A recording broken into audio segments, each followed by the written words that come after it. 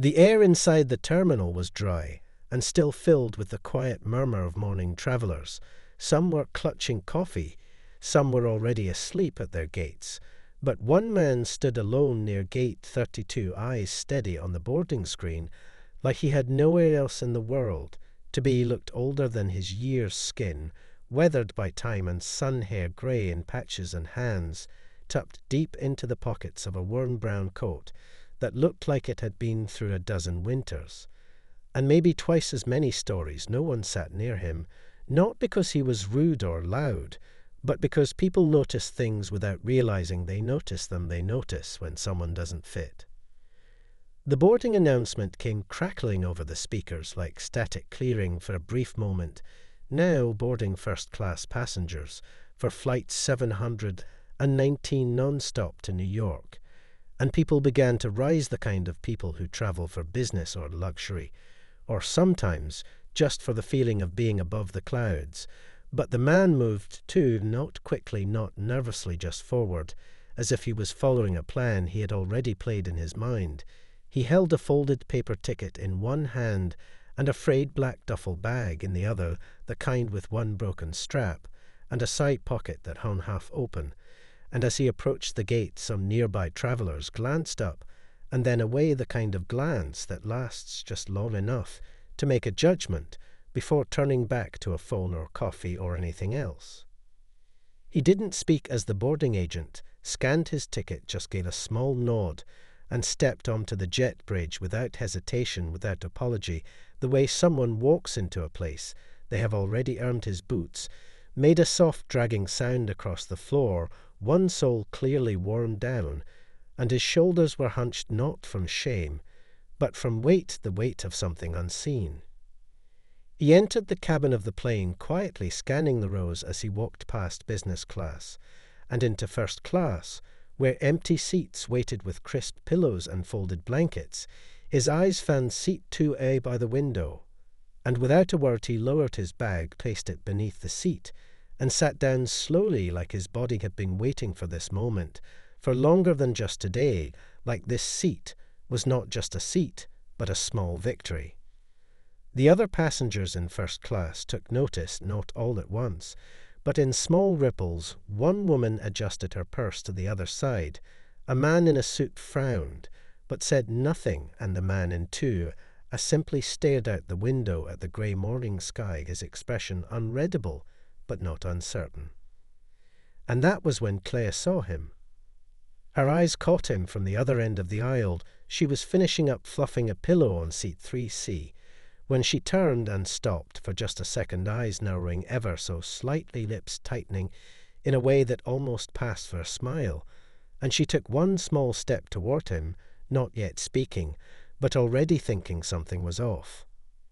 Something was very off. Claire took 2 quiet steps down the aisle, heels clicking softly on the carpet, her eyes locked on seat 2A, where the man sat with his coat still wrapped tight around him, and his eyes out the window, like he was watching something far beyond the runway, something no one else could see. She had worked first class for 6 years, and had seen all kinds of passengers, from celebrities who acted like royalty to CEOs who barely looked up from their phones, but never someone like this, never a man with a coat that smelled faintly of old smoke and rain, never someone whose shoes looked like they had walked across cities instead of terminals.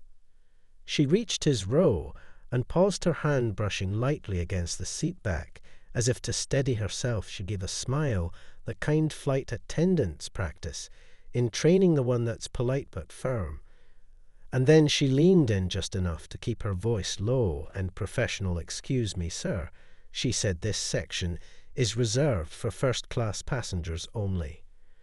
The man turned his head slowly, his expression calm, not surprised, not offended, just still and quiet, like he had been spoken to in that tone many times before. He held out his ticket, folded, but not torn, the ink slightly smudged, like it had been clutched in his hand for too long.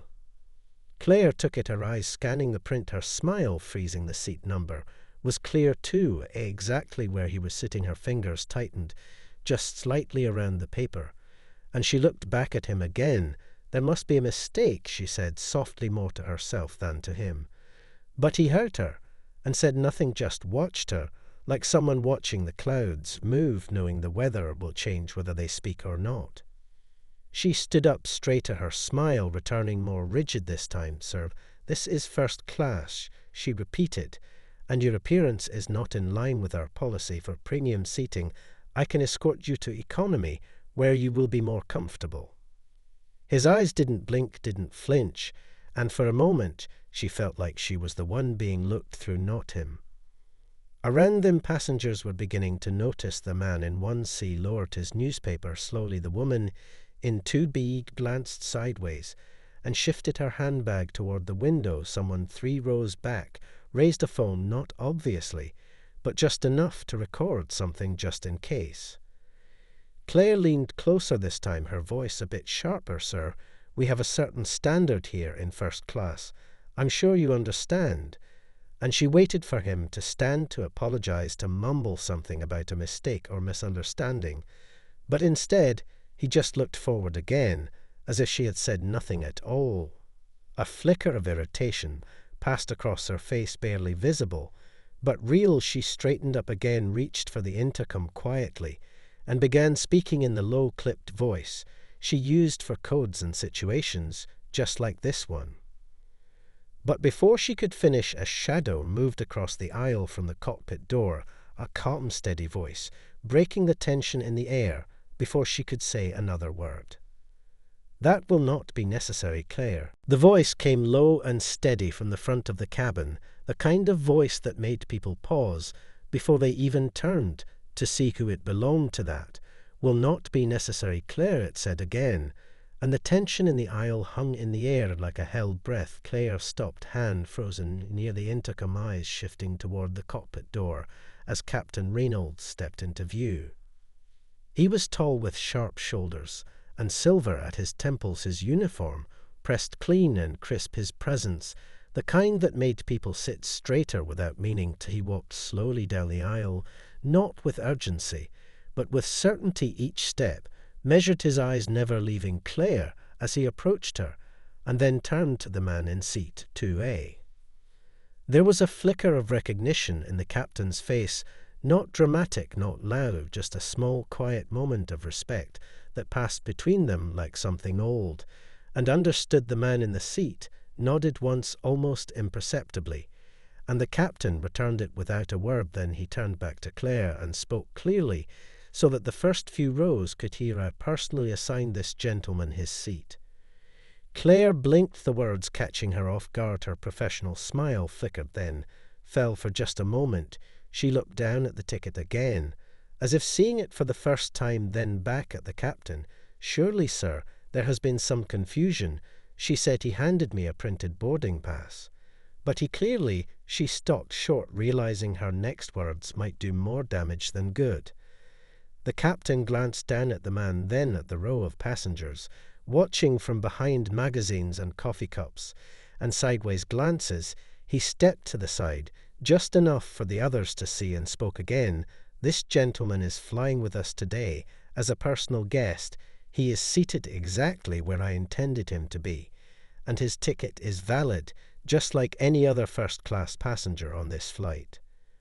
Claire swallowed her pride quietly, but it sat heavy in her throat. She forced another smile, but it didn't quite reach her eyes again, and her voice dropped as she said, "Of course, Captain, if you say so." The captain turned back to the man and placed a hand briefly on the headrest in front of him before speaking softly. "I told you it would be a smooth ride today," he said, and the man gave the smallest smile, a tired one but real.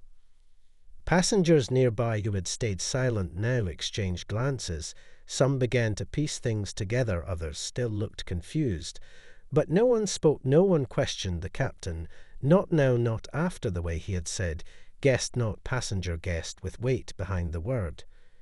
Claire nodded once more, stepping back with practiced grace, but her movements were stiff, her face carefully blank, as she moved toward the galley at the front. And as the captain returned to the cockpit, the man in seat 2 turned back to the window, his reflection in the glass, showing no pride, no anger, just a quiet peace that made people uneasy. Because now they were wondering who he really was. Claire stood near the galley, hands resting on the counter, eyes unfocused, staring past the coffee machine and juice trays, as if trying to make sense of something that didn't add up. She had seen captains step in before, but never like that, never with that voice, that calm, unwavering tone that didn't just correct her, it made her feel small. And in front of the passengers, too, no private conversation, no chance to explain herself, just a quiet dismissal wrapped in authority, and something else, something that felt almost personal. She turned her head just enough to look down the aisle past the curtains into first class, where the man still sat motionless, in seat 2, eyes on the clouds now lifting beyond the glass. As the plane rolled toward the runway, he hadn't said more than a few words, hadn't defended himself, or raised his voice, or tried to explain. He just sat there like someone who had spent years learning when silence said more than anything else. Passengers around him had settled into their seats, but the energy was different. A man in one seat was still sneaking glances, trying not to be obvious. The woman in 2B had taken off her sunglasses and placed them in her lap, her hands folded tighter than before. Someone near the back whispered to their seatmate, "Maybe he's someone famous, maybe military." The guesses were quiet but spreading. The engines began to hum louder as the plane prepared for takeoff, but even that familiar sound couldn't cover the tension that still lingered from just minutes earlier. It was like a question left unanswered, like a door left open at the end of a hallway, and no one knew what was waiting on the other side. Back in the galley, Claire adjusted her name tag, brushing her fingers across the letters slowly, as if trying to remind herself who she was. Her face was calm, but inside something twisted, not just embarrassment, but doubt, because she had written the way she had been trained to read people, and it had all felt right, until it wasn't, until the captain stepped in and rewrote the whole story without a warning. She took a slow breath, forced a smile back onto her lips, and picked up the tray of drinks. She walked back toward the cabin, her steps light, her posture tall, as if nothing had happened. But when she reached row 2, her smile slipped again, just for a second. "Would you care for a drink?" she asked the man, her voice softer, now the edge gone. But he only looked at her and shook his head once without speaking, his eyes not cold, just tired, as if he'd heard that question 1,000 times in 1,000 places, and knew it never really meant what it said. She nodded quickly and moved on, but the weight of that single moment sat heavy between them, heavier than the tray in her hands, heavier than the silence that followed. And behind her, passengers watched her more closely than before, not with judgment, but with quiet interest, waiting to see what would happen next, because something about this flight was no longer ordinary. Something had changed. The hum of the engines grew louder as the plane picked up speed, rolling down the runway, but inside the cabin there was a different kind of tension, a quiet one that clung to the air like fog. Claire moved through the aisle, her eyes flicking to seat 2A, as if expecting to find something new there, some sign that would explain what was happening. But the man in 2A was still the same, his gaze out the window, his posture relaxed, like nothing in the world could disturb him, and yet everything about the moment felt like it was hanging by a thread, ready to snap. She reached the back of the plane, where the cabin crew were finishing up their checks. A few passengers had already dozed off, but Claire could feel their eyes on her as she passed by, heads turning slowly, like they were waiting for something to happen, waiting for her to do something about the man who had slipped into the seat no one expected him to be in. She took a deep breath, the cold air from the galley biting at her cheeks as she pushed the thought aside, but it lingered there like a shadow, because Claire had been doing this job for years. She had learned how to read the signs, how to spot the difference between someone who didn't belong and someone who was just a little out of place. But this man in seat 2 didn't fit any of the categories she had been taught to spot. He wasn't like the others, he wasn't like anyone she had ever met. And that thought gnawed at her as the plane climbed higher and higher into the sky. Back in the front of the cabin, The silence was thick now. No one spoke, not even in whispers. The passengers, who had been watching now, have stared straight ahead, as if the act of looking at the man was an unspoken agreement to pretend he wasn't there at all. The woman in 1B adjusted her seatbelt nervously, and the man in 3A checked his watch, as if the seconds had suddenly become more important than the view outside the window. Claire stood still for a moment at the back of the plane, staring at the closed curtain that separated first class from the rest of the cabin, her fingers curled around the edge of the partition, as she fought the urge to go back there, to ask the man once more to move, or to explain himself.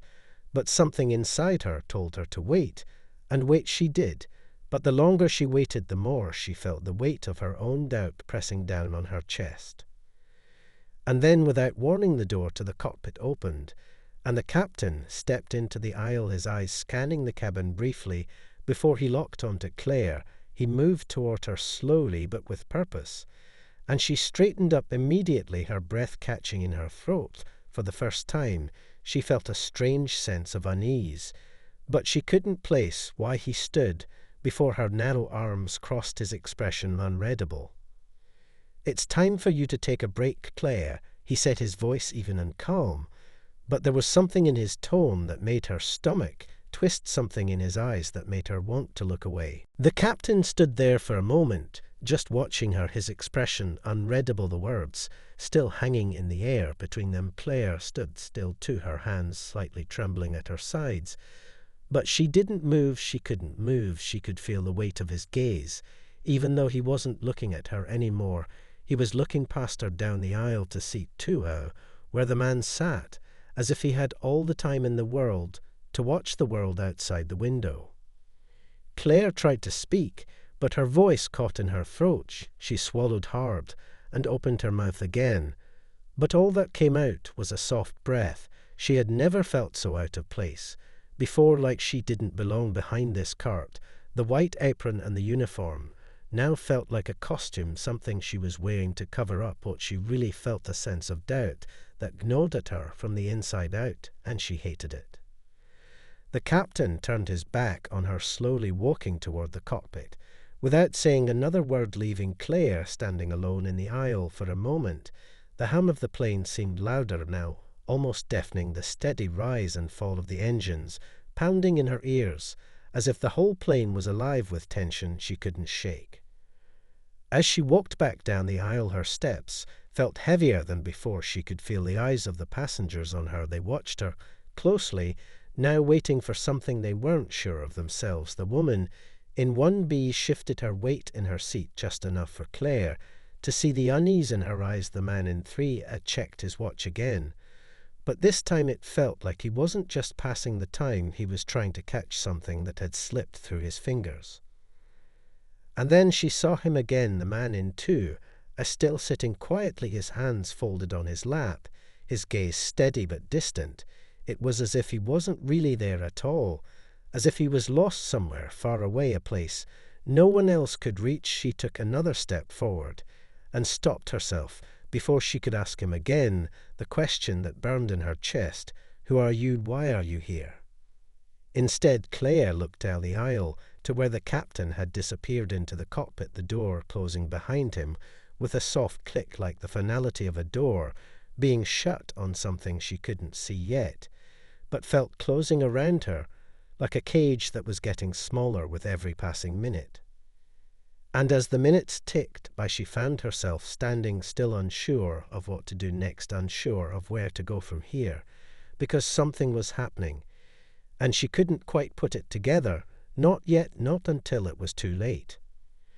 But even then, she knew she wouldn't be able to turn back, and that thought made her feel something cold inside, like the air around her had suddenly grown thick and heavy. She looked at the man in 2A one last time, but this time she didn't see just a man sitting quietly in first class. She saw someone else, someone with a past she couldn't touch, and the weight of it felt like a secret she wasn't meant to know. The minutes felt like hours as the plane soared higher into the sky, the smooth hum of the engines now a constant presence in Claire's ears. But it wasn't the noise that filled her mind. It was the silence, the heavy stillness that had settled over the cabin since the captain had walked away, leaving her alone with the questions that were swirling in her head.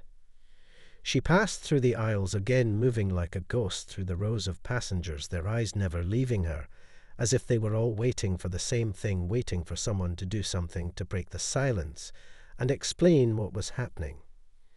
But no one said a word, no one moved except for the occasional shift in seats, or the quiet clink of a drink being placed on the tray table, and Clea couldn't shake the feeling that everyone knew more than she did, that there was something she wasn't seeing, something that had been hidden from her the moment the captain had spoken. She passed Tua again this time. She couldn't stop herself. She glanced down the aisle at the man who hadn't moved since the captain had spoken to him. He still sat there quietly, his eyes focused on the window, not looking at her, not acknowledging her presence. And for a moment Claire almost wished he would just look at her, so she could make sense of everything, so she could see what was in those eyes that everyone else seemed to be avoiding. But when he didn't look at her, she found herself stepping closer.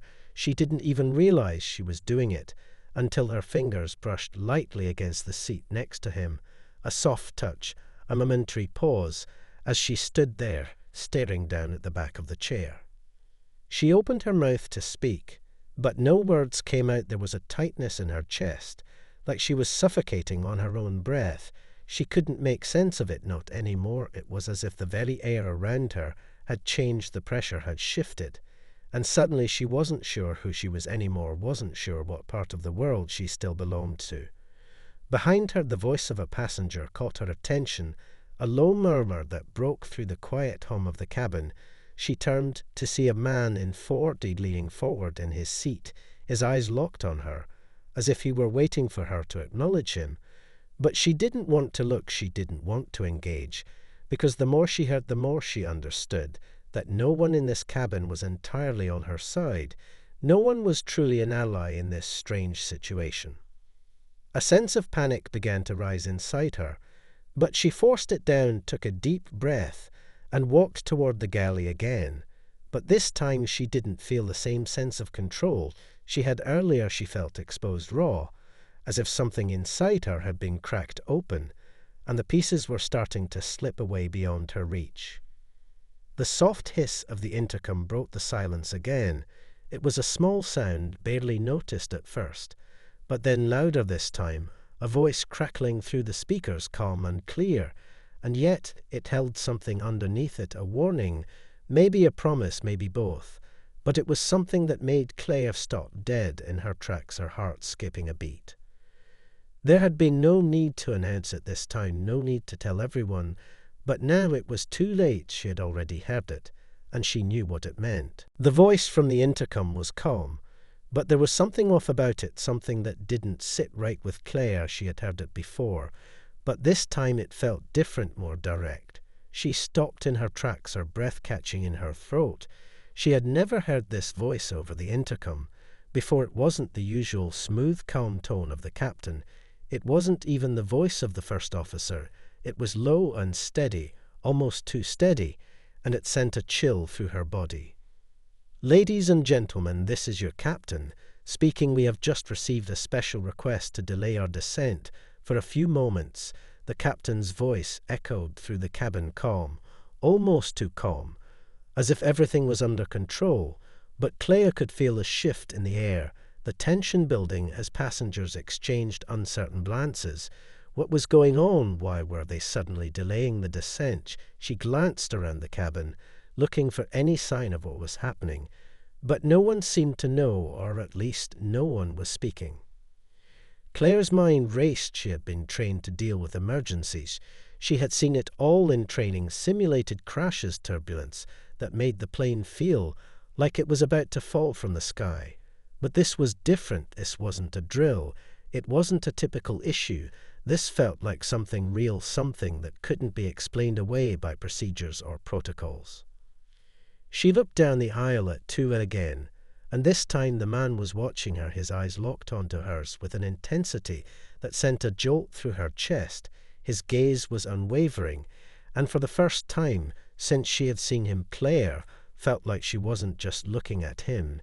She felt like he was looking into her soul, like he could see right through her, and it made her stomach twist. She wanted to look away, but she couldn't. His presence was magnetic, and in that moment Claire understood that she wasn't just witnessing something unfolding, she was caught in the middle of it.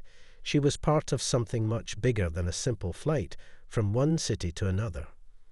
The man in two stood up slowly, and everyone in the cabin seemed to hold their breath, watching him with wide eyes, as if they knew something was about to happen. But they didn't know what just yet. He walked down the aisle with quiet purpose, his steps measured and calm, and as he reached Claire, he stopped for a moment just in front of her, his face soft now, no longer the distant mask he had worn before. He looked down at her with a knowing smile, and for the first time Claire saw something in his eyes that almost made her heart stop. He didn't say a word, but the look he gave her was enough. It was the same look she had seen in the captain's eyes earlier, that quiet certainty that told her she wasn't supposed to know, but now she did. The door to the cockpit opened again, and the captain stepped into view, his face pale for the first time in the entire flight. Claire saw the unease in his expression, the one thing he couldn't hide, as he looked from her to the man in 2A and then back to her again. It was at that moment she realized the truth. The man in seat 2A wasn't just a guest. He wasn't some ordinary passenger. He was someone more, someone whose presence was carefully orchestrated on this flight, and Claire had been caught in the middle of it, without even knowing she was playing a part. As the captain made his way down the aisle to the man, Claire's heart sank. She understood now what had been happening from the beginning, but it was too late to turn back.